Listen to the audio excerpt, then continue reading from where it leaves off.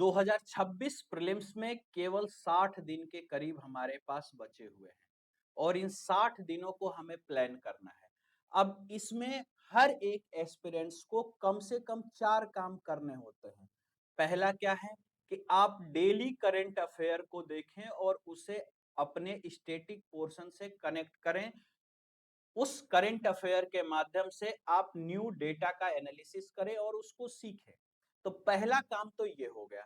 दूसरा काम है कि आप अपने स्टैटिक पार्ट को, स्टैटिक जीएस को ज्यादा से ज्यादा रिवाइज करें और उसे करंट अफेयर से कनेक्ट करें। तो दूसरा काम तो ये हो गया क्या?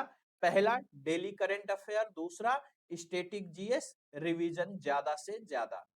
तीसरा काम आपका हो जाता है कि जो भी आपने स्टैटिक जीएस रिवीजन किया उसका एमसीक्यू क्वेश्चन ज्यादा से ज्यादा आप लगाइए। बहुत कंपलसरी है एमसीक्यू क्वेश्चन सॉल्व करना। उसके माध्यम से आप अपना कॉन्सेप्ट क्लियर करने का प्रयास कीजिए और ये डेली का काम है।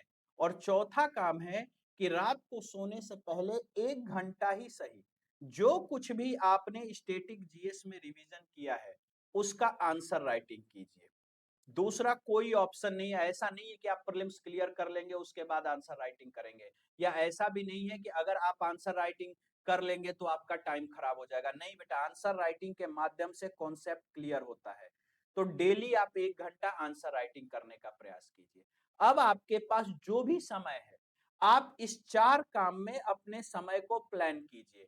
करंट अफेयर के लिए आप 2 घंटे देंगे कि 1 घंटे देंगे, ये आपके ऊपर है। आपकी तैयारी पे डिपेंड करता है कि आपने करंट को कैसे तैयार करके रखा है।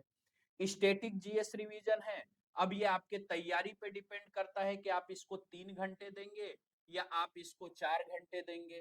3 घंटे में आप एक सब्जेक्ट को कंप्लीट करेंगे, आप सिंगल सब्जेक्ट को कंप्लीट करेंगे, या एक सब्जेक्ट को पढ़ने में बोर हो जा रहे हैं तो 2-2 घंटे का आप 2 सब्जेक्ट ले सकते हैं।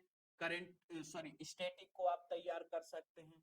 उसके बाद आप कम से कम 2 घंटे तो एमसीक्यू के लिए रखिए ही रखिए। 2 घंटे आप एमसीक्यू रिवीजन के लिए रखिए ही रखिए, ये बहुत कंपलसरी है। उसके माध्यम से आप अपना कॉन्सेप्ट क्लियर करने का प्रयास कीजिए और 1 घंटे आप आंसर राइटिंग के लिए रखिए। जो भी दिन भर में आप पढ़े हैं उसका 1 घंटा आंसर राइटिंग कीजिए। कॉन्सेप्ट में क्लियरिटी मिलती है, सोच स्पष्ट बनता है,